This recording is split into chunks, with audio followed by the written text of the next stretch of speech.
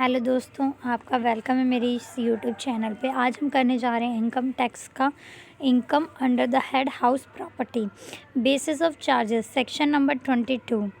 Property should consist of any building और land एप्रीटेंडेंट there to. First बोलता है कि प्रॉपर्टी को कंसिस्ट करनी चाहिए कोई भी बिल्डिंग या लैंड एप्रीटेंडेंट। सेकंड है assessee must be the owner और डीम्ड ओनर। असेसी को उस प्रॉपर्टी का ओनर और डीम्ड ओनर होना ज़रूरी है। HP must be use for any purpose except business और प्रोफेशन ऑफ असेसी। HP यानी हाउस प्रॉपर्टी जो है उसका यूज़ किसी भी पर्पस के लिए कर सकते हैं सिवाय बिजनेस और प्रोफेशन को रन करने के लिए। Computation of income under house property की इनकम को कैसे कंप्यूट करेंगे वो सीखने जा रहे हैं। ग्रॉस एनुअल वैल्यू, सबसे पहले हम ग्रॉस एनुअल वैल्यू निकालते हैं, उसमें से हम लेस करते हैं municipal taxes paid by owner. फिर आता है नेट एनुअल वैल्यू, फिर उसमें से लेस करते हैं standard deduction under section 24A at the rate of 30%।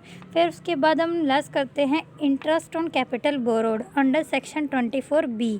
फिर यहाँ से इसको लेस करने के बाद आ जाता है income under the head house property. अब हम पढ़ने जा रहे हैं कि कैलकुलेशन कैसे करते हैं हम GAV का। ये सेक्शन नंबर 23 में दिया गया है।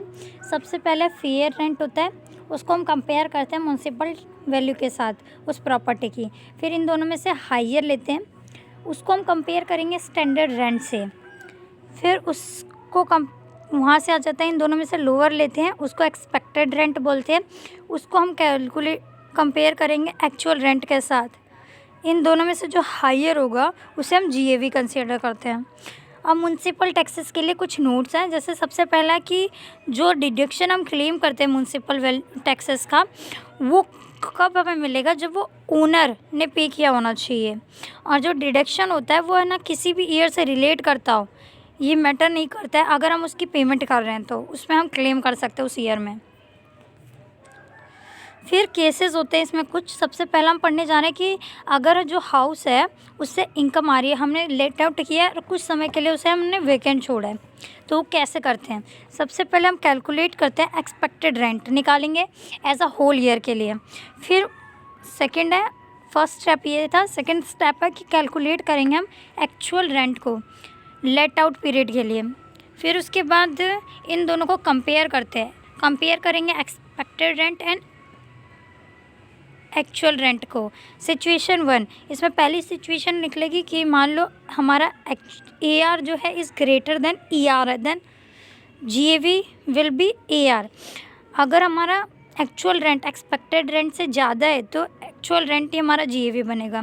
सिचुएशन सेकंड बोलती है कि अगर हमारे AR लेस देन है ER से, तो इसमें GAV AR बनेगी, लेकिन कब, जब वैकेंसी के कारण AR कम हो रहा है।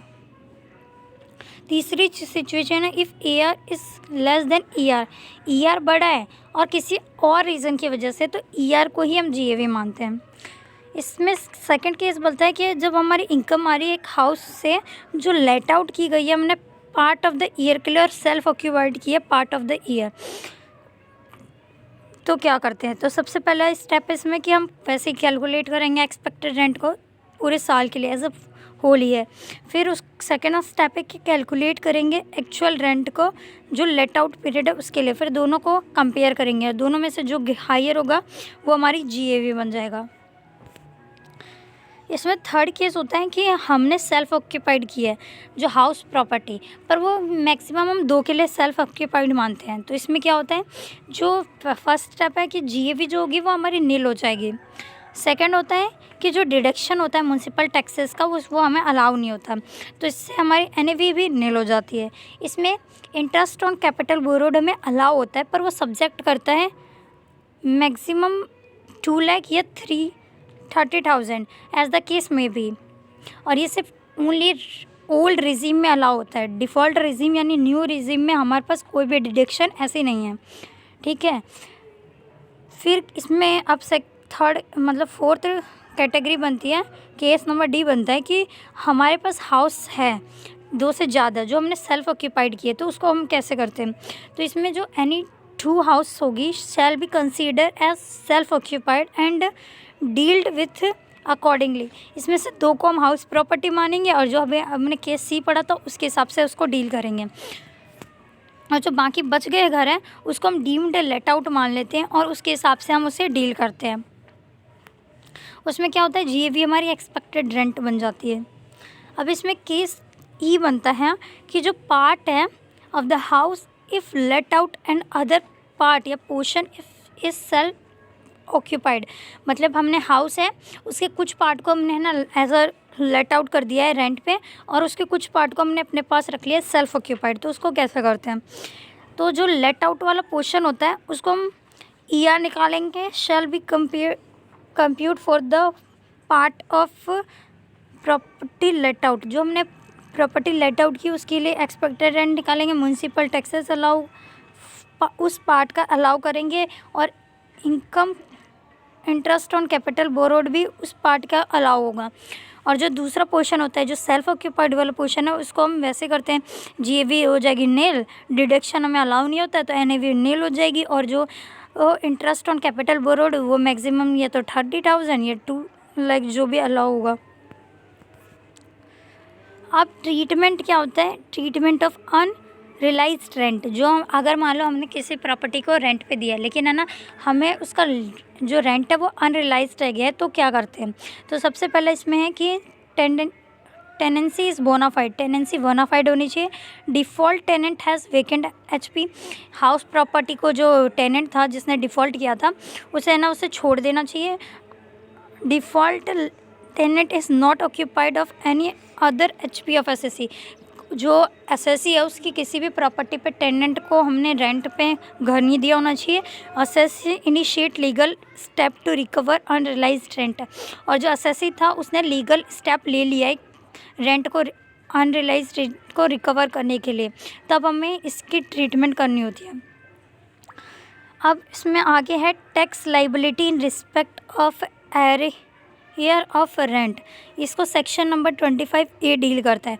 मान लो अब टैक्स लाइबिलिटी क्या क्या होती है, रिकवरी ऑफ अनरियलाइज्ड रेंट और arrear of rent received shall be taxable in the year of receipt after standard deduction of 30%, मतलब उसे है ना टैक्सेबल हो जाएगी। जब भी हमें अगर अनरियलाइज्ड रेंट मिलता है तो हमें उसे टैक्सेबल करना होता है, लेकिन हमें उसमें से डिडक्शन मिलता है 30% का टैक्स डिडक्शन मिलेगा हमें।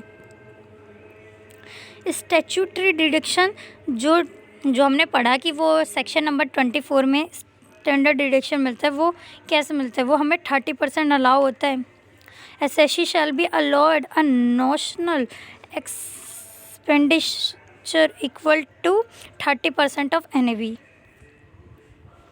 फिर इसके बाद हम पढ़ने जा रहे हैं वो जो हमने पढ़ा था इंटरेस्ट ऑन कैपिटल बोरोड, वो दिया गया सेक्शन नंबर 24B में। प्री कंस्ट्रक्शन पीरियड यानी from the date of loan, जहाँ से हमने लोन लिया था और जब हमने उसे कंप्लीट किया उसके प्रीवियस ईयर तक हम कंसीडर करते हैं। फिर उसके बाद जितना भी अमाउंट हो जाता है एक्यूमुलेट इंटरेस्ट वो अलाउ कर दिया जाएगा, किसमें 5 इंस्टॉलमेंट में of commencing from the year in which construction is completed. जब से कंस्ट्रक्शन कंप्लीट हुआ है उसके फॉलोइंग 5 ईयर 5 इंस्टॉलमेंट मिलेगी, तब अलाउ होगा हमें 5 इंस्टॉलमेंट में। Current year interest allow is same previous year on due basis, जो करंट ईयर का इंटरेस्ट होता है वो उसी ईयर में हमें अलाउ हो जाता है। अब इसमें नोट किया है interest on fresh loan taken to repay original loan is allowed. अगर हमें इंटरेस्ट पे कर रहे हैं कोई फ्रेश लोन को, किस लिए, ओरिजिनल लोन को रिपे करने के लिए, तो वो भी अलाउ होगा। ब्रोकरेज कमीशन और arrangement is not allowed, brokerage या कमीशन हमें अलाउ नहीं होता है।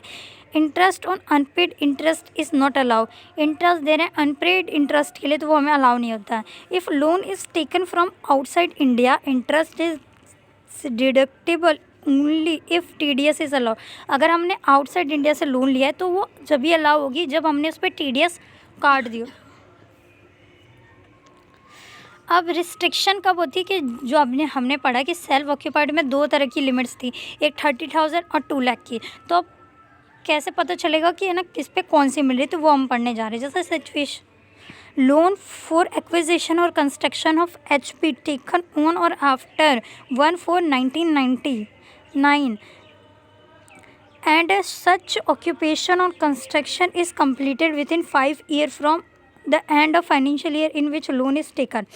अगर हमने लोन लिया है और किसके लिए लिया है, एक्विजिशन करने के लिए या कंस्ट्रक्शन करने के लिए HP का, और लोन हमारा पहले यह ना उस तारीख मतलब बाद में या उस तारीख तक होना चाहिए, कब, 1/4/1999।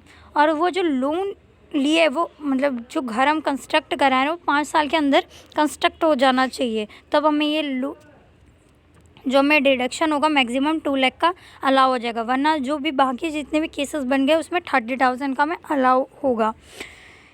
ICB यानी interest on capital borrowing in respect of self occupied properties allow under only old regime. जो हमें सेल्फ ऑक्यूपाइड प्रॉपर्टी में डिडक्शन मिल रही है वो सिर्फ ओल्ड रिजीम में होता है, न्यू रिजीम में ऐसा कुछ भी नहीं है।